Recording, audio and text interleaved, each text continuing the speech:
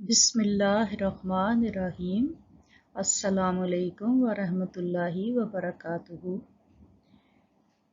उस्ताद इब्राहिम ज़ोक की गज़ल हिस्सा 2 में गज़ाला डार आपको खुशामदीद कहती हैं। आज के इस सबक में हम कवायद को हल करेंगे और दिए गए सवालों के जवाबात तलाश करेंगे। पहले सवाल में लफ्ज़ों के मुतज़ाद लिखिए। हयात, मौत और मर्ग भी हो सकता है। खुशी और गम, बेहतर, बदतर, मर्ग, हयात, बुरी और अच्छी। हम अपने पहले सवाल की तरफ आते हैं। पहले शेर में शायर क्या बात कहना चाहता है? पहले शेर में शायर ये बात कहना चाहता है कि हयात यानी ज़िंदगी दुनिया में लेकर आई और क़ज़ा यानी मौत वापस लेकर चली। इस सारे अमल में हमारा कोई दखल और इख्तियार नहीं है। इंसान की बेबसी का ये आलम है कि वो ना तो अपनी मर्जी से दुनिया में आता है और ना ही अपनी खुशी से मरता है, यानी इंसान मजबूर महज है। उसे अपनी ज़िंदगी और मौत पे कोई इख्तियार और कोई कुदरत हासिल नहीं है। ये ज़िंदगी, मौत, तकदीर सब अल्लाह ताला के ही काम हैं और उसी की मर्ज़ी के ताबे हैं। हम अपने दूसरे सवाल की तरफ आते हैं।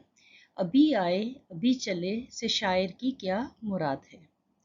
अभी आए अभी चले से शायर की मुराद ये है कि इंसान इस दुनिया में कितनी लंबी ज़िंदगी भी गुजार ले, उसे ऐसे ही महसूस होता है कि अभी आया था और जाने का वक्त हो गया।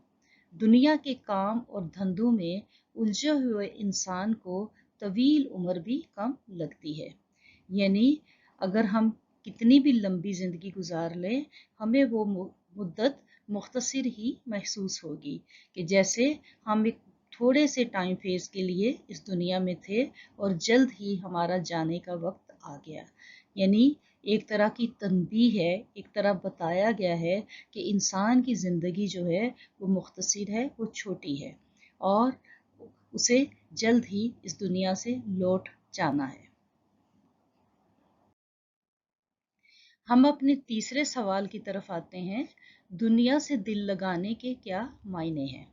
दुनिया से दिल लगाने का मतलब ये है कि इंसान दुनिया की रंगीनियों में खो जाता है और ज़िंदगी के मामलात में उलझ जाता है।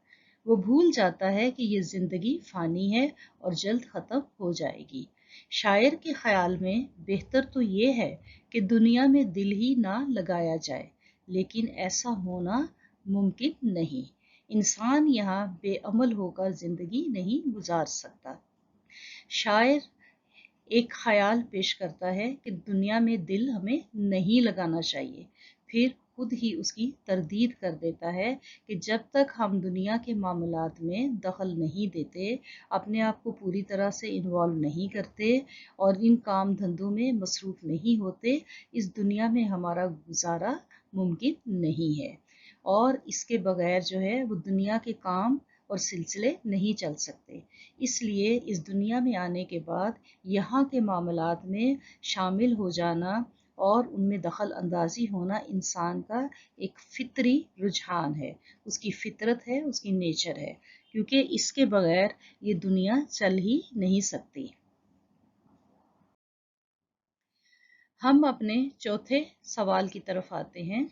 शायर ने अक्ल पर फ़ख्र करने से क्यों मना किया है?